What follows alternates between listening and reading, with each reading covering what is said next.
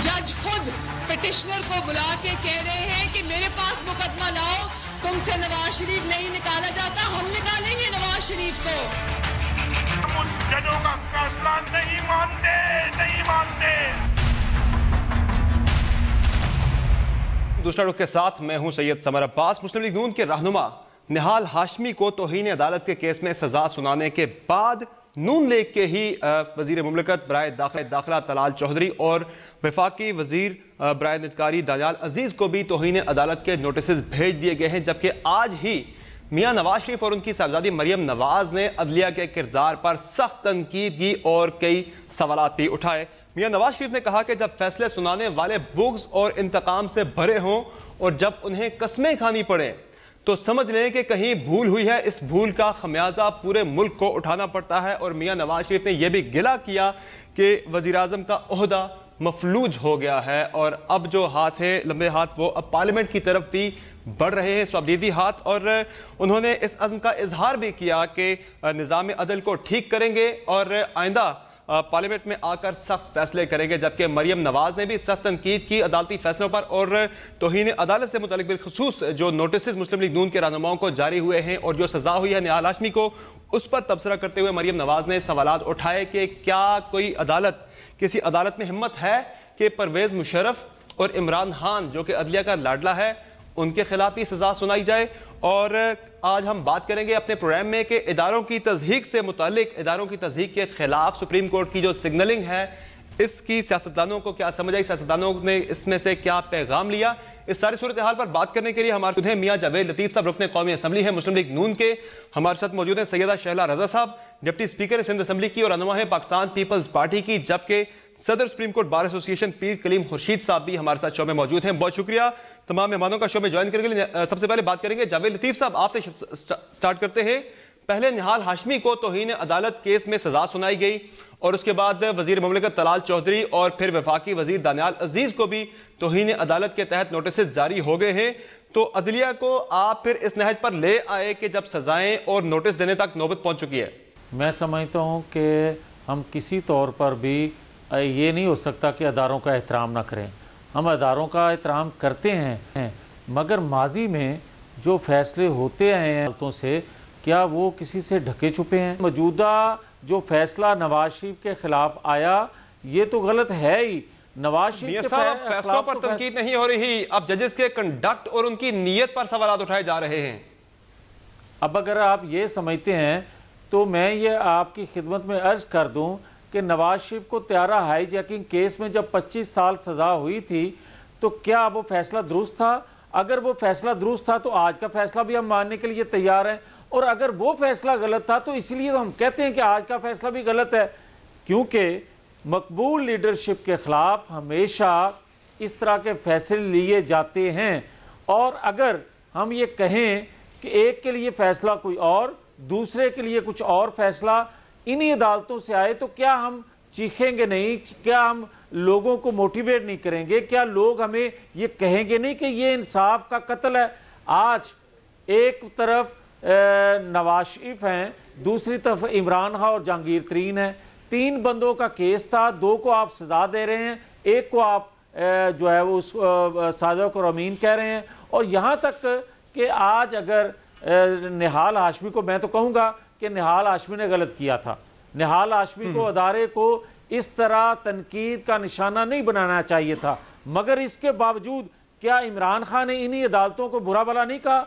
क्या इमरान खान का और निहाल हाशमी का कोई अलग अलग केस है? निहाल हाशमी ने अगर गलत किया तो इमरान खान ने भी सही नहीं किया, उसको नोटिस होता है इमरान खान को, मगर वो माजरत करता है। चले अगर कोई दूसरा गलत कर रहा है तो इस चीज से आपको लाइसेंस तो नहीं मिल जाता कि आप भी गलत करें। पीर कलीम खुर्शीद साहब, सही, पीर कलीम खुर्शीद साहब, मैं एक सेकंड किसी तौर नहीं, मगर आप ये तो ना करें ना कि एक के लिए फैसला कोई और, दूसरे के लिए फैसला कुछ और, ये नहीं चलेगा।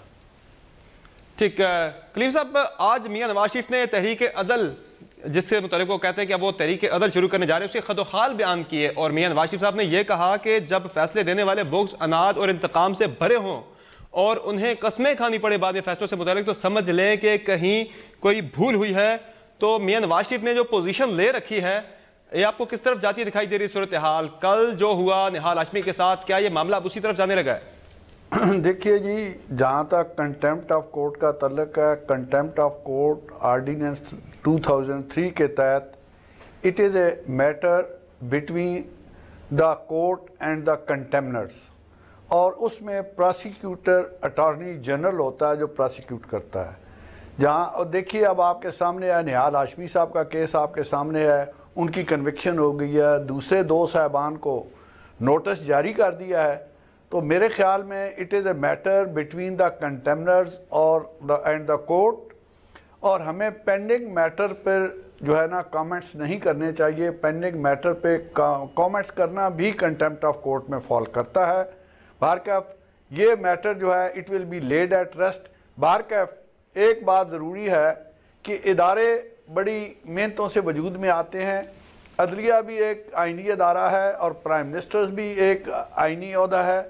तो कन्फ्रंटेशन जिसकी वजह से आइनी ओहदों को जो है तकरीबन मैं ये समझता हूँ कि रिडंडेंट करने की कोशिश की जाएगी तो प्रॉब्लम्स क्रिएट होंगे।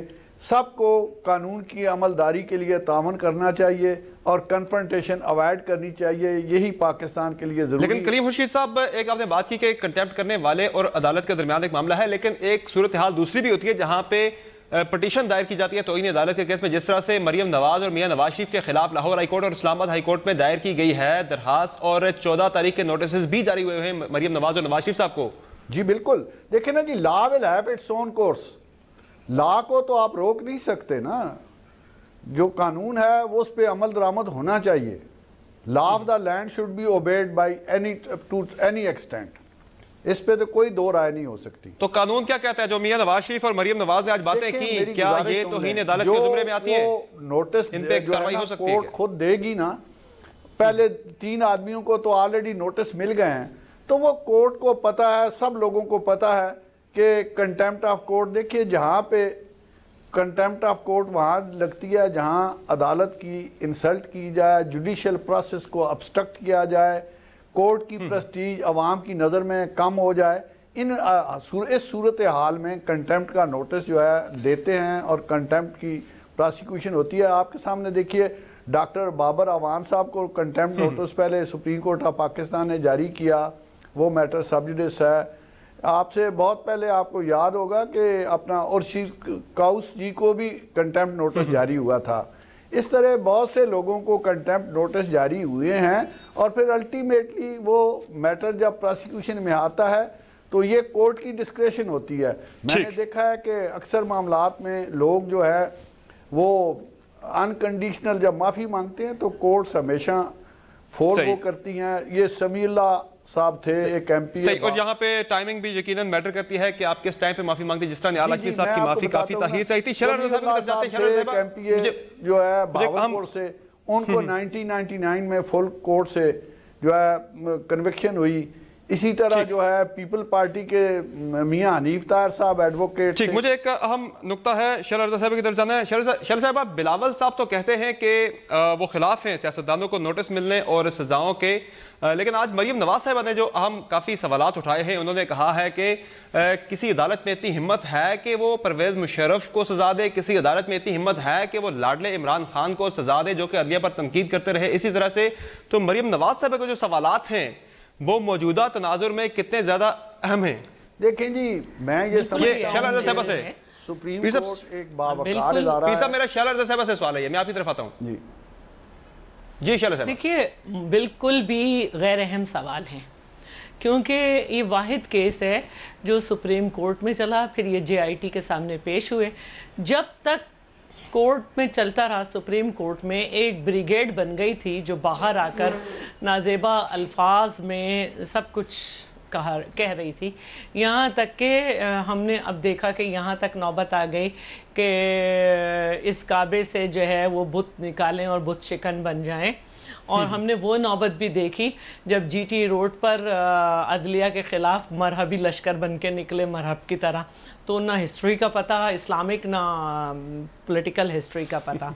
देखिए ये कहना बहुत आसान है कि जी हमने मन्नो इन कबूल किया है। आप फैसला कबूल करें या न करें, ये इदारे की इज्जत है कि ऑनरेबल जजेस के जो फैसला होता है उस पर अमल दरामद करना पड़ता है, और अगर आप उसे नहीं मानते तो आपको टेक्निकल उस पर तनकीद का हक़ है। मसलन जुल्फ़कार अली भुट्टो का शहीद का जो मुकदमा था उसमें एफआईआर में नाम ही नहीं था, बेनिफिट ऑफ डाउट भी नहीं मिला, उसमें डायरेक्ट जो है वो हाई कोर्ट में चला, उसमें जो सीक्वेंस थी जजेस की उसको बार बार डिस्टर्ब किया गया, जजेस को जबरी रिटायर किया गया, उन्होंने बाहर जाके अपनी किताबों में लिखा। तो ये थी बात। फिर हमने देखा कि आसिफ साहब के मुकदमे में तो बाकायदा जजेस के फ़ोन जो हैं वो बाहर आए, और यूसुफ रज़ा गिलानी के इसमें 7 रुकनी बेंच ने 22 सेकंड की सज़ा दी, लेकिन 7 रुकनी पे 2 रुकनी बेंच बनाकर एक इंतहाई गलत काम करके उनको 5 साल के लिए नाअहल किया गया। तो ये चीज़ें जो होती हैं, या हम अगर देखते हैं तो राजा परवेज़ अशरफ के सिलसिले में यूसुफ रज़ा गिलानी के रेंटल पावर में सुप्रीम कोर्ट ने दोनों को बुलाया, दोनों से कहा कि कंपनियों को भी लाओ, कंपनियां भी आ गई, उनसे कहा हिसाब, दोनों ने हिसाब दिया, उनसे कहा पैसे वापस करो, उन्होंने पैसे वापस किए, उनसे कहा कि इसका सूद भी वापस करो, उन्होंने सूद भी वापस किए। आखिरी वक्त तक वो दोनों वजीर आजम खड़े रहे, एंड में कहा जी अब नैब में चले जाए। मतलब मियां नवाज शरीफ साहब जो कहते हैं कि सियासी जितने केसेस के फैसले हैं, ये टेक्निकल तनकीद होती है, उनका जायजा लिया जाए, टेक्निकल तनकीद होती है, ये टेक्निकल तनकीद होती है। आप जो हैं वो आपको सारे मौके मिले, आपसे कहा गया कि मियाँ साहब अपनी दाढ़ी दूसरों के हाथ में नहीं दें, असेंबली में बात कर लें। आज आप कह रहे हैं कि हमारे साथ गलत हुआ, ये वहां तक गया कौन? सुप्रीम कोर्ट तक। अब तो सुप्रीम कोर्ट ने भी कह दिया ना कि इस तरह के मुकदमे नहीं लाएं। ये अलग बात है कि इमरान नियाजी ने कहा कि उन्होंने कहा हमारे पास लेके आए, लेकिन अब जो आवाज़ें बुलंद वहां से आवाज़ आई वो ये था कि हमारे पास ना आए। तो ये नौबत किसने आने थी? और ये अदलिया तो वो अदलिया है जिसके लिए आपका दावा है कि आपने इसे आज़ाद कराया है, और जो अदलिया पहले थी जिसने आपको ये कहा था कि आपको सज़ा दी थी, तो वो तो आज़ाद अदलिया नहीं थी ना, वो तो मुशर्रफ की अदलिया थी। तो उससे तो हम कुछ कह ही नहीं सकते थे। अब जो है आज़ाद अदलिया जिसको आपने आज़ाद कराया है, और जहाँ तक निज़ाम अदल की बात है, तो जब ये अदलिया को आपने आज़ाद कराया था तो ये कहा गया था कि 24 लाख मुकदमे हैं। तो अगर आपको इसमें अदल चलाना था तो मॉडल टाउन के फैसले को ज़रा सही करवा लेते कि वो सही से अदल हो जाए उसमें। अगर आपको अदल ही की ज़रूरत थी तो आप जो थे वो ये कह सकते थे कि पीपल्स पार्टी तो बेकार पार्टी है, इन्होंने कुछ नहीं किया। जरा मोहतरमा बेनजीर भुट्टो के मुकदमे को सही से चलाओ। अगर अदल चलाना था 8 जज क्यों बदले गए? अगर अदली की बात आपने करनी थी तो हमने रेफरेंस केस किया था भुट्टो शहीद का, आप उससे बात कर लेते, क्योंकि हम तो सही काम ही नहीं कर रहे थे। आज निज़ाम अदल याद आ गया। जब आपको याद नहीं आया निज़ाम अदल, जब 1990 में आप वजीर आजम थे और एक लड़की शाला रज़ा को आपने डबल मर्डर केस, और उसके बाद जजेस को इतनी सख्ती कि अगर मैं कराची की ट्रैफिक में 2 मिनट लेट हो जाऊं तो मेरी बेल रिजेक्ट हो जाए। जब आपको निजाम यहां आकर पीपल्स पार्टी और नून लीग जगजुबां हो गए। एक ब्रेक लेते हैं, ब्रेक के बाद हम बात करेंगे। आशिफ ने आज जो तवाज़न की बात की कि वजीर आजम का ओहदा मफलूज हो गया है और अब स्वाबदीदी हाथ पार्लियामेंट तक भी पहुंच गए हैं। बातों की छोटे से ब्रेक के बाद हमारे साथ रहेगा।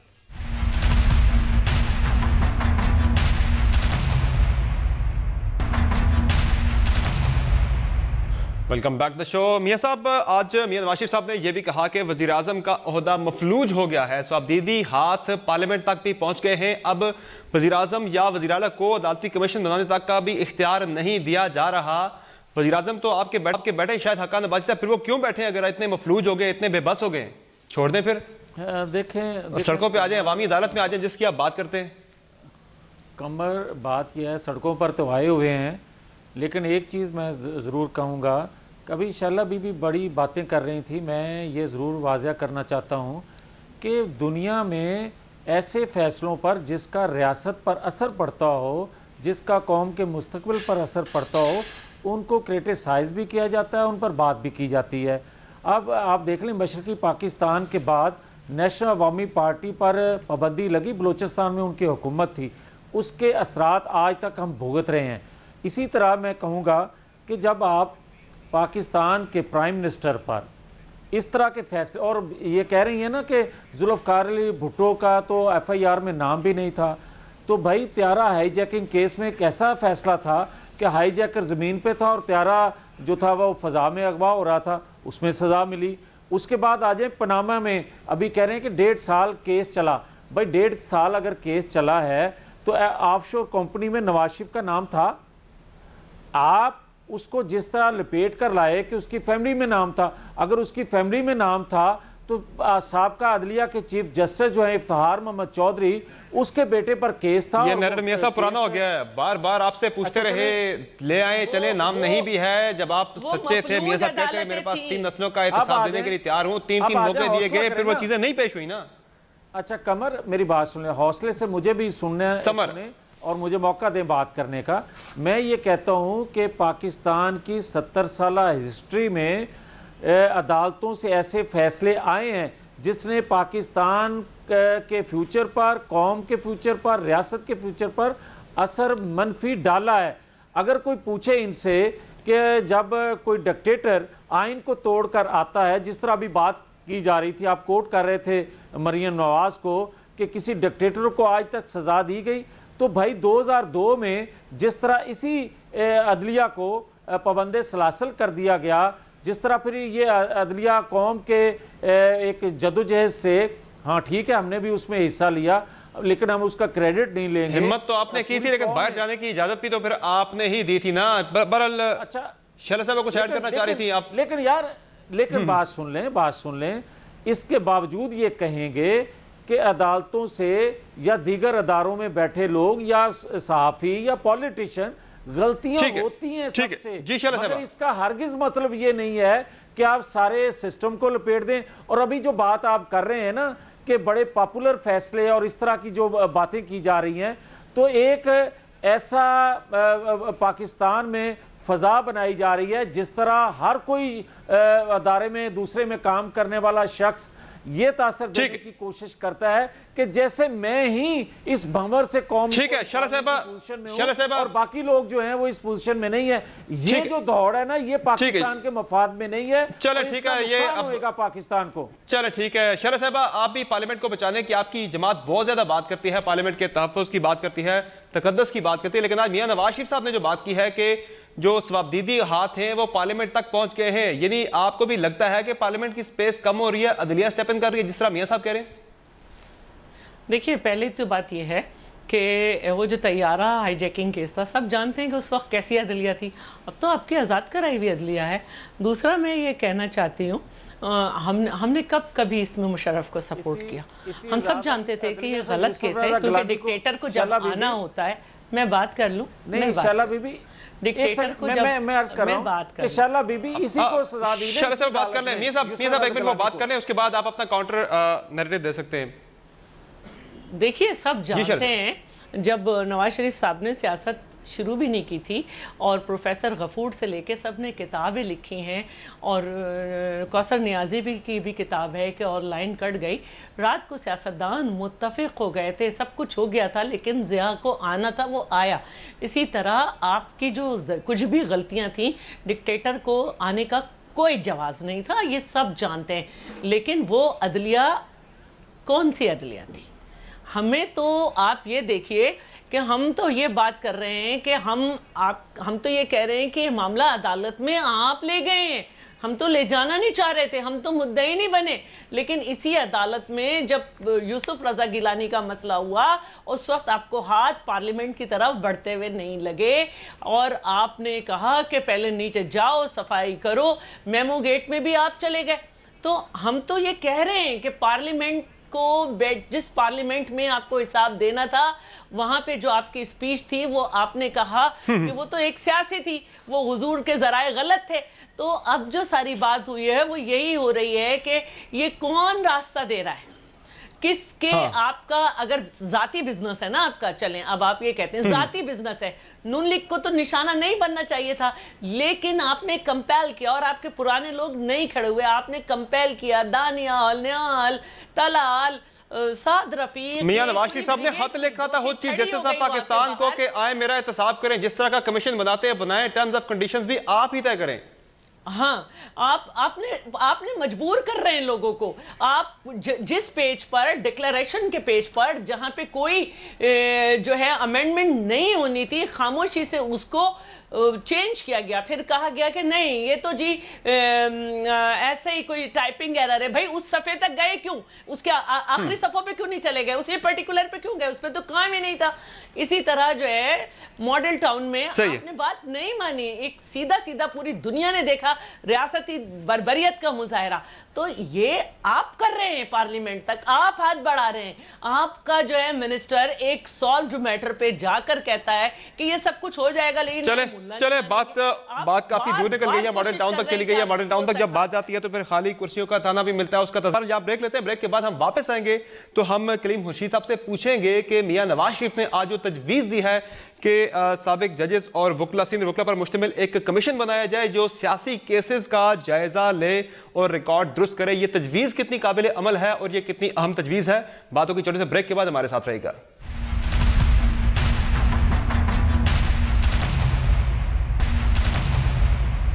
Welcome back to the show. Kaleem Khurshid sahab, Mian Nawaz Sharif साहब ने आज जो तजवीज़ दी है कि सीनियर वकला और साबिक जजेस पर मुश्तमिल एक कमीशन बनाया जाए जो माजी के सियासी केसेस, मौलवी तमीज़ुद्दीन केस से लेकर पनामा तक तमाम सियासी केसेस का जायजा ले और रिकॉर्ड दुरुस्त करे, क्यों गड़े मुर्दे उखाड़ने का कोई फ़ायदा है या फिर अब हमें वे फॉरवर्ड तलाश करना चाहिए? मैं जनाब के इल्म में लाना चाहता हूँ कि बतौर मेंबर पाकिस्तान बार काउंसिल मैंने एक अमेंडमेंट मूव की कि जब कोई केस 184(3) के तहत ओरिजिनल जुरिस्डिक्शन में सुप्रीम कोर्ट डिसाइड करता है तो एग्रीड पर्सन रेमेडीलेस हो जाता है।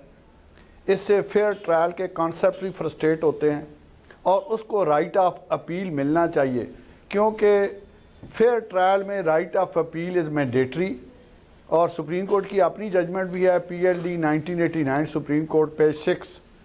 हमने ये यूनानिमसली अडॉप्ट किया, ये हमने फॉरवर्ड किया लॉ कमीशन को भी और मिनिस्ट्री ऑफ लॉ को भी।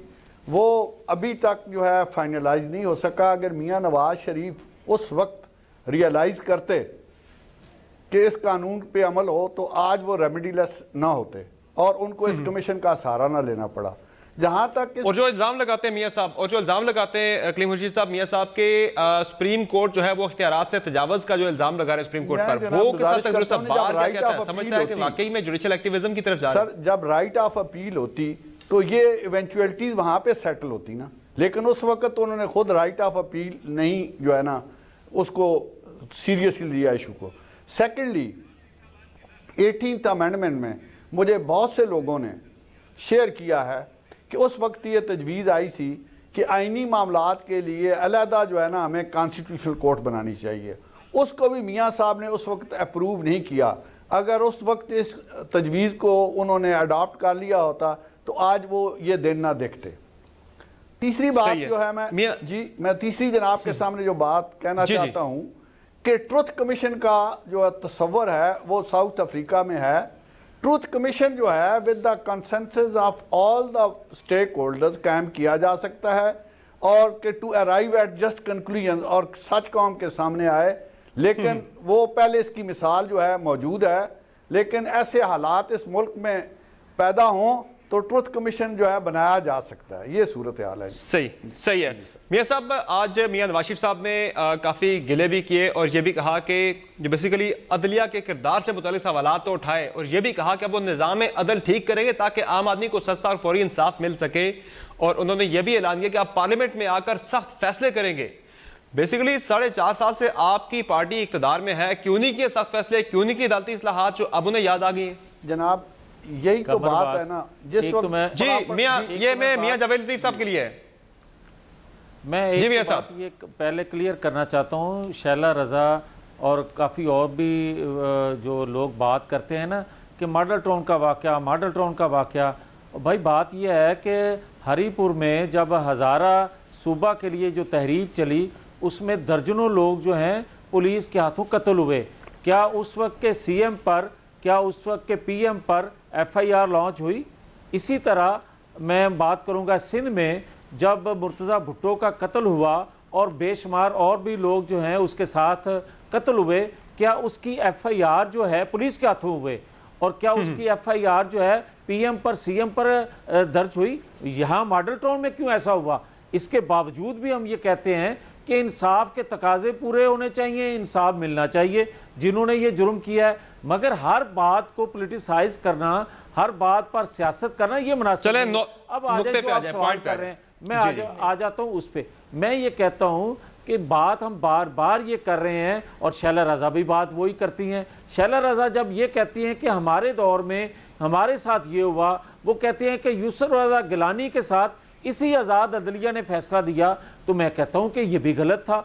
अगर आपके लिए कोई मामला, आपके लिए कोई डिसीजन, आपके लिए कोई जजमेंट आती है तो वो गलत है, तो हमारे लिए वही अदारे जो हैं वो फैसला देते हैं तो वो कैसे ठीक हो जाते हैं? मैं ये कहूँगा कि खुदा के लिए इस पर सियासत मत की जाए, अदारों की बेहतरी के लिए रियासत शैला साहब कुछ ऐड कर ले, मैं फिर आगे बढ़ता हूं।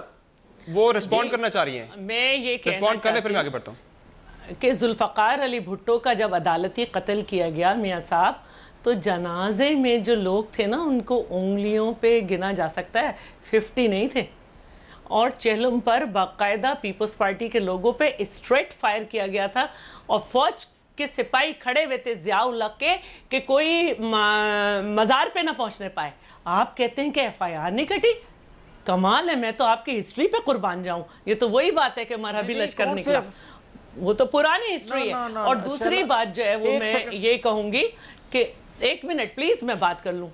यूसुफ रज़ा गिलानी का फैसला गलत था, लेकिन आप लोग को इसलिए अंडरस्टैंड नहीं हो पा रहा था कि हमारे खिलाफ था, हमारे खिलाफ था।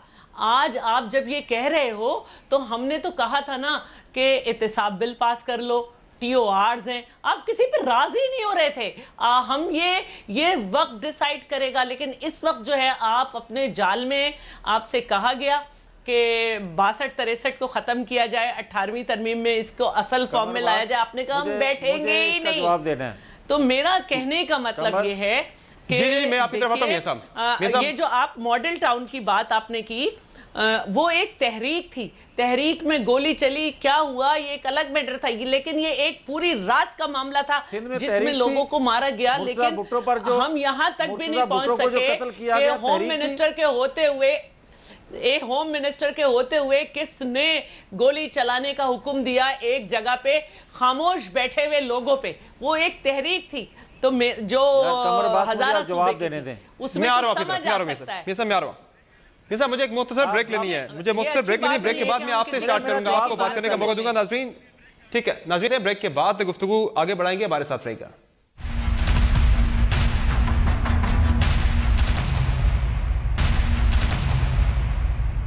Welcome back to the show. मियां साहब काफी सारे सवाल आपके लिए छोड़े, शैला रज़ा साहिबा ने, आप उन पर रिस्पॉन्ड कर दें फिर आगे बढ़ते हैं।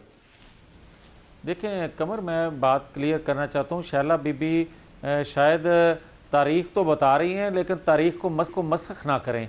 मैंने बिल्कुल ये नहीं कहा कि उन पर FIR नहीं हुई थी, मैंने बिल्कुल ये नहीं कहा कि जनाजे पे लोगों को आज़ादी से आने दिया गया था, लेकिन मैं ये अर्ज़ करने की कोशिश ज़रूर इनकी खिदमत में कर रहा हूँ कि खुदा के लिए मैं ये कहता हूँ कि अगर माजी में गलत हुआ है तो हाल में अगर किसी दूसरे के साथ गलत होता है तो क्या ये दुरुस्त है कि मेरे साथ क्योंकि नहीं हो रहा है इसलिए ठीक है? मैं ये कहूँगा कि पाकिस्तान की तारीख में माजी में अदालतों से ऐसे फैसले लिए गए जिससे रियासत को नुकसान हुआ। मैं ये कहता हूँ कि जुल्फ़कार अली भुट्टो हों, मैं कहता हूँ बेनज़ीर भुट्टो हों, मैं कहता हूँ नवाज शरीफ हों, मैं कहता हूँ हुसैन शहीद सोहरावर्दी हों, मैं कहता हूँ लियाकत अली खां का केस क्यों ना हो, मैं कहता हूँ मुर्तज़ा भुट्टो का केस क्यों ना हो। मैं ये कहता हूं कि कोई तहरीक तो नहीं चल रही थी ना मुर्तज़ा भुट्टो का जब कत्ल हुआ। मैं किसी तौर पर ये नहीं कहूँगा कि उसकी प्राइम मिनिस्टर उसकी बहन हो और वो अपने भाई को कत्ल करवाने में वो शामिल हो, वो तसव्वुर भी नहीं कोई बंदा कर सकता। इसी तरह मैं तसव्वुर नहीं कर सकता कि आसफ जरदारी ने उसका कत्ल करवाया हो। मगर मैं ये कहूँगा कि क्या मुझे कोई ये बताए तो सही, पुलिस को किसने ऑर्डर दिया, कैसे कत्ल किया गया उसको? कोई तहरीक तो नहीं चल रही थी वो। लेकिन इस तरह ना करें पाकिस्तान में, ये मत, हाँ ये बात दुरुस्त है कि माजी में सियासतदानों से गलतियां हुई हैं, हमने अपने कंधे पेश किए हैं। मुझे अब कंक्लूडिंग रिमार्क्स लेने हैं। गैर आईनी इकदाम के लिए अपने अपने वक्तों में कंधे पेश किए। मुझे आपसे भी गलतियां हुई हैं, मुझसे भी गलतियां हुई हैं, ठीक है, गलतियां सबसे हुई हैं और उनका ज्यादा जवाब करना होगा बजाय एक दूसरे के इल्जामात के। नहीं हो रही बात, रवैये की हो रही है कि आप लोगों के खिलाफ जो फैसला आया है, रवैया आपका भी नहीं ठीक था, बिहेवियर इदारे के इतना खराब है। ना रवैये आपके भी खिलाफ दुरुस्त तो आते नहीं रहे थे, हैं, रवैये आपके भी दुरुस्त नहीं थे। आप लोग के इदारे के खिलाफ जो जबान है वो देखने के काबिल है और सुनने के काबिल नहीं। हम अदारे के मुतल्लक जुबान नहीं इस्तेमाल फिर अगर आप किंगरू कोर्ट कौन कहता था चले चमक से फैसले आते हैं, ये तो कौन कहता था? कोर्ट आजाद नहीं थे मियां साहब, वो कोर्ट आजाद नहीं थे। आप जब बात करती हैं वो कोर्ट आजाद नहीं है, जब हम बात करते हैं वो कोर्ट आजाद है। फिर भी कलीम मुजीब साहब, ये बहस अब कहां जाएगी? एक तरफ तौहीन अदालत के नोटिस जारी हो रहे, साथ साथ मियां नवाज शरीफ और मरियम नवाज सख्त तनकीद कर रहे हैं अदलिया के किरदार पर, तो ये सूरत हाल किस तरफ जाएगी? अब मेरी गुजारिश ये है कि हमारे ऊपर कुछ माजी के कर्जे भी हैं। 12 मई को 50 बेगुनाह लोग कराची में शहीद किए गए, जजेस को कैद किया गया, जजेस को फंक्शन से रोका गया, आइन पे हमला किया गया, लेकिन उन आमरों के खिलाफ भी अगर इतने ज़ोरों शोर से तहरीक चलाएं तो हम आज भी आपके साथ हैं, आपके साथ खड़े हैं और खड़े रहेंगे। लेकिन बात यह है कि आप उनको फरामोश मत किया करें। मैं ये समझता हूँ कि जितनी तुंदो तेज़ आज मूवमेंट है, अगर उस ज़माने के जो है आमर के ख़िलाफ़ भी इतनी तहरीक चलाई जाती या आज तक उसको ज़िंदा रखा जाता तो इस मुल्क में जो है ना बहुत से बेहतर फैसले होते। तो क्या निज़ाम अदल को ठीक करने के लिए किसी तहरीक की ज़रूरत है जिसकी बात करें मियां साहब? करना एडमिनिस्ट्रेशन का काम नहीं है, ये जुडिशरी का अपना काम है। मैं बतौर सदर Supreme Court Bar access to justice जो प्रोग्राम हुआ है उसमें चीफ जस्टिस साहब के इल्म में लाया हूँ कि क्या क्या प्रॉब्लम्स हैं, उनकी कैसे इस्लाह होनी चाहिए। ये जुडिशरी का काम है, it is not cup of T of any जो है सिविलियन का, ये कप ऑफ टी नहीं है, ना पार्लियामेंट का। पार्लियामेंट अपनी ड्यूटी अदा करे, लेजिस्लेशन करे। ठीक है शरा साहब, 40 सेकंड है, आप अपने कंक्लूडिंग रिमार्क दे दें। मैं कहती हूँ कि निज़ाम अदल जो है लेजिस्लेशन से और उसकी सही तशरीह से स्पीडी हो सकता है, आसान हो सकता है, तहरीक से नहीं। किसी ने नहीं रोका पार्लियामेंटेरियंस को लेजिस्लेशन करने से। एक जिसमें आपको अपने मियाँ साहब को सदर बनाना है वो फटाफट पास हो जाती है, बाकी जो हैं वो सब मुँह चढ़ा रहे हैं कवानीन के, हमें पास करो बनाओ। तो बेसिकली पार्लियामेंट का काम है, जिस तरह से चीफ जस्टिस ने भी कहा कि पार्लियामेंट ने अदालती इस्लाहात के लिए कानून साजी नहीं की, अब हमें आगे आना पड़ रहा है। ठीक है, बहुत शुक्रिया तमाम मेहमानों का हमें शो में वक्त देने। आज के शो में नाज़रीन इतना ही, अपने फीडबैक जरूर दीजिएगा। आपसे मुलाकात होगी कल, तब तक के लिए इजाजत दीजिए। अल्लाह हाफिज।